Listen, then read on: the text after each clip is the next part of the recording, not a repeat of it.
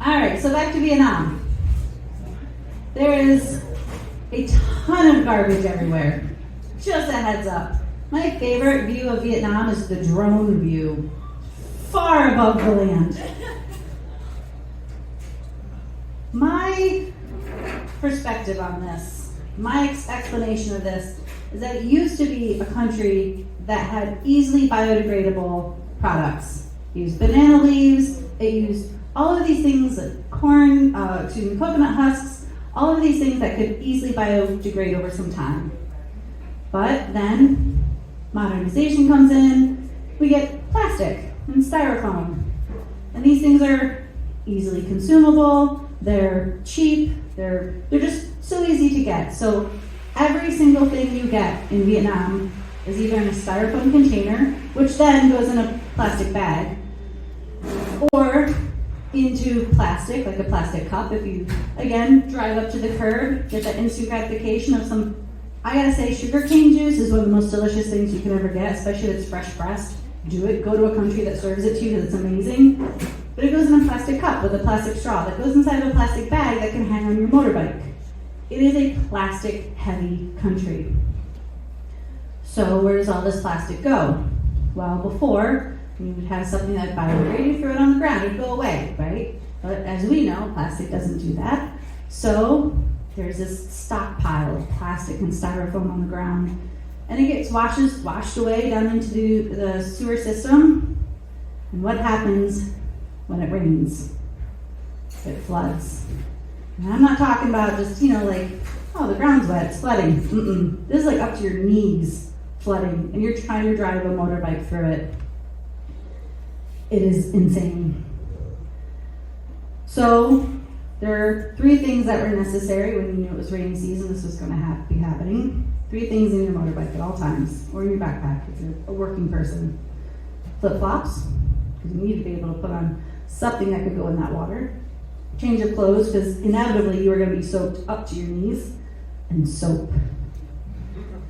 Working in Vietnam is always an adventure. All right.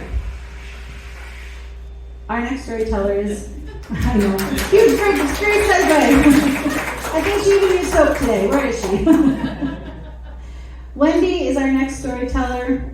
If you aren't familiar, you might see her gorgeous face up at Kuma. She's doing a great job of managing that place. She's also made she's working on making some motorcycle events up there, so we're really happy. When those happen, please go up and support. Kuma's is a great spot. Her food's amazing. Wendy's amazing. She's doing an awesome job. And this human being is one of the nicest people that I have met. I have met so many people this last year, the last 2 years. I've met more people in the last year than I've met in the last 5 years. Wendi is one of them, and she's amazing, and she's got a story for you. Come on up, Wendi.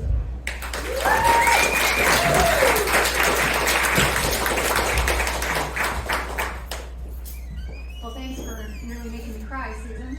And also, I just want to point out that Rachel is my new bar manager at Puma, so come see her too. I'm so happy to have her. So, my name is Wendi. I've been riding for almost 3 years now, and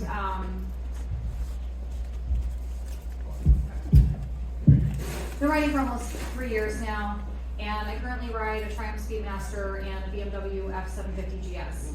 But today I want to tell you about the day that I got my first bike. It's going to take me a minute to get to the weather part, so just hang tight. I promise we'll get there. So we're going back to 2019. That was the year that I decided that I was going to start riding motorcycles after thinking about it for a really, really long time. But I was so busy. I had so much going on, and I was not able to make it into a safety course. And so when the season came to an end, I was really bummed, but I just figured, you know what, I'll just sign up early, I'll get in a class in the springtime, no big deal. And then March 2020 happened. So a couple months prior to that, on a cold, snowy day in January, my husband Adam and I, we went bike shopping because we had nothing better to do, and I bought my first motorcycle. At the time, it was the bike of my dreams. It was a Triumph Street Scrambler. It was beautiful. It was on sale, and so I bought it. And from the time that I signed on the dotted line to the day that it got delivered to my door, I felt like a kid waiting for Christmas morning to happen. I couldn't wait. I was so excited. I watched countless Moto Jitsu, Dandy on the Fireman videos. I read so many articles just trying to get some tips and tricks on how to get started so that I would feel prepared when I finally got into that course. But then the pandemic happened and everything came to a grinding halt. It was like someone took the snow globe of our life and just picked it up and shook the shit out of it. There was so much chaos and uncertainty, and group classes were just not something that was going to happen for the foreseeable future. So I wouldn't be taking that class after all. I was devastated. I felt defeated. I felt like something that was so important to me that I had waited for so long was just being taken away from me just like that. But I also couldn't accept it.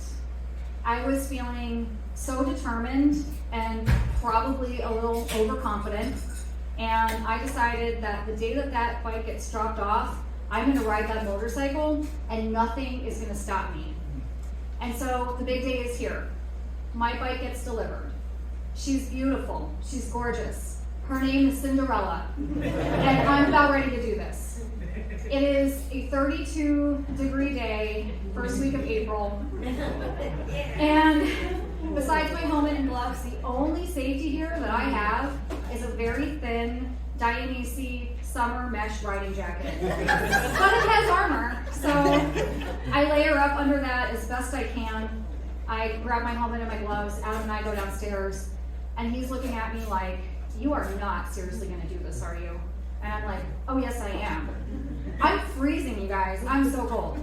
But I don't care. I get on the bike, I get it started, and while the bike is warming up, I am gathering my nerves and I'm composing myself, and I am just trying to remember everything that I learned, on YouTube.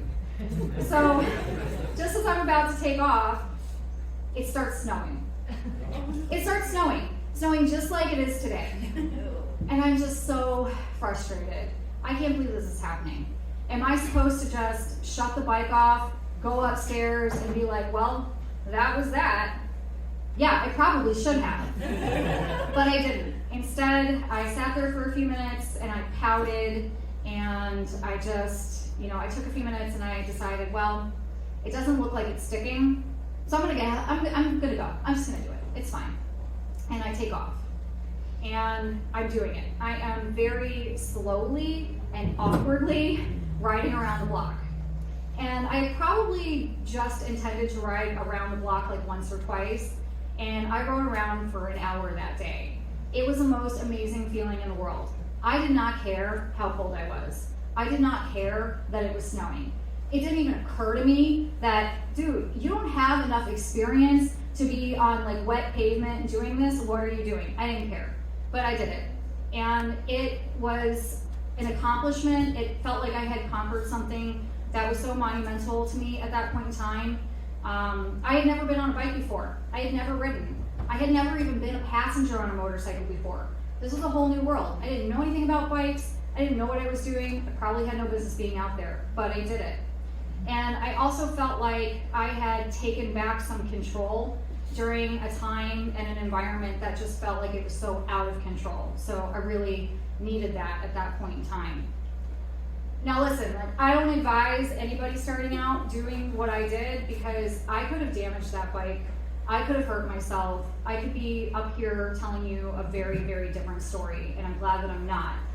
But, I think about that day often, anytime that I am facing a really big challenge that just seems so big, or I'm doing something that I've never done before and I'm really intimidated. I just remember to keep going, because even when it seems like everything is working against you, whether it's people, environment, weather, a pandemic, the universe, whatever it is, just don't give up, because you might find that you are braver and more capable than you ever imagined that you would be.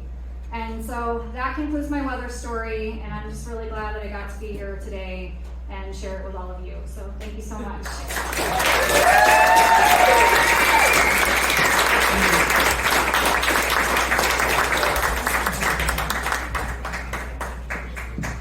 I haven't checked outside. Did anybody ride here today in this crazy snow? I hope not. Salty roads, no way. Very good reason not to. But I think Wendi did a great job highlighting, just how, that marriage of pure excitement for this thing that we participate in, this motorcycle riding, and just wanting to do it and kind of saying, damn it all, I'm getting out there, despite maybe some really questionable weather conditions out there. I think we've all made those choices. Wendi, that was awesome. Thank you so much for being here today.